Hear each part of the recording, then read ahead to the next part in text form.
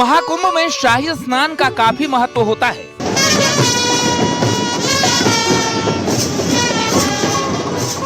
शाही स्नान में सबसे पहले नागा साधु स्नान करते हैं। नागा साधु सिर्फ कुंभ में ही नजर आते हैं। इसके बाद नागा साधु कहीं दिखाई नहीं देते हैं। प्रयागराज में 13 जनवरी से महाकुंभ शुरू होने जा रहा है।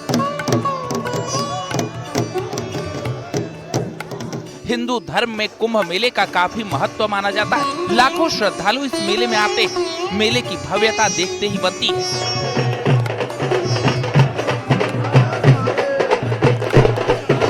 लगभग 50 दिन तक चलने वाले इस महाकुंभ में 6 शाही स्नान होंगे। शाही स्नान में सबसे पहले अखाड़ों के साधु संत स्नान करते हैं। महाकुंभ में 13 अखाड़ों के साधु संत आते हैं। इसमें सबसे पहले नागा साधु स्नान करते हैं। इसके बाद बाकी लोग स्नान करते हैं। कुंभ 12 साल में एक बार होता है। नागा साधु कुंभ में अपनी परंपरा और रिवाज निभाने के लिए आते हैं।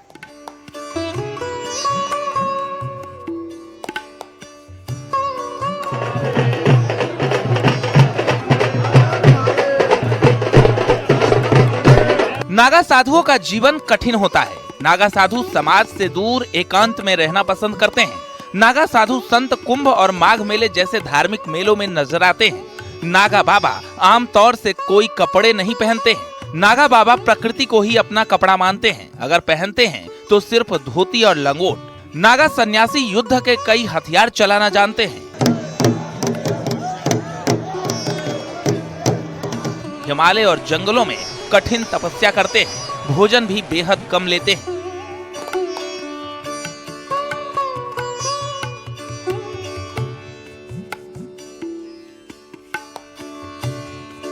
नागा साधु अलग अलग अखाड़ों से जुड़े रहते हैं। नागा साधुओं को शांति में तप करना पसंद होता है। नागा साधु भगवान शिव के भक्त होते हैं।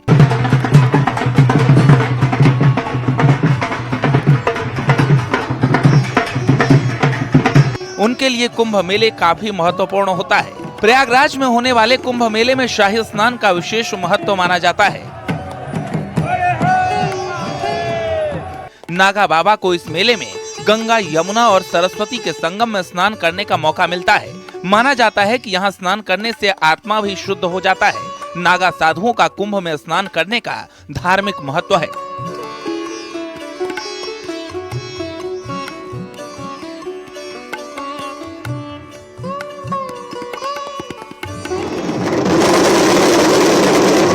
कुंभ मेले में नागा साधु आपस में मिलते हैं, एक दूसरे से बातें करते हैं। यहाँ पर लोगों को नागा साधुओं का आशीर्वाद भी पाने को मिलता है। कुंभ ही वो जगह है जहाँ आम लोग नागा साधुओं से आसानी से मिल सकते हैं।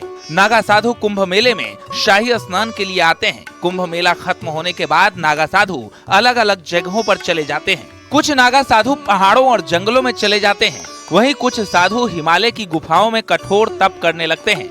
यहाँ पर नागा साधु फल और पानी पर ही जिंदा रहते हैं। कुछ नागा साधुओं को खुले वातावरण में रहना पसंद होता है। कुंभ के बाद नागा साधु देश भर के तीर्थ स्थलों की यात्रा पर निकल जाते हैं। वहीं कुछ नागा साधु अखाड़ों के केंद्रों में रहना पसंद करते हैं। कुल मिलाकर नागा साधु समाज से दूर रहना पसंद करते हैं।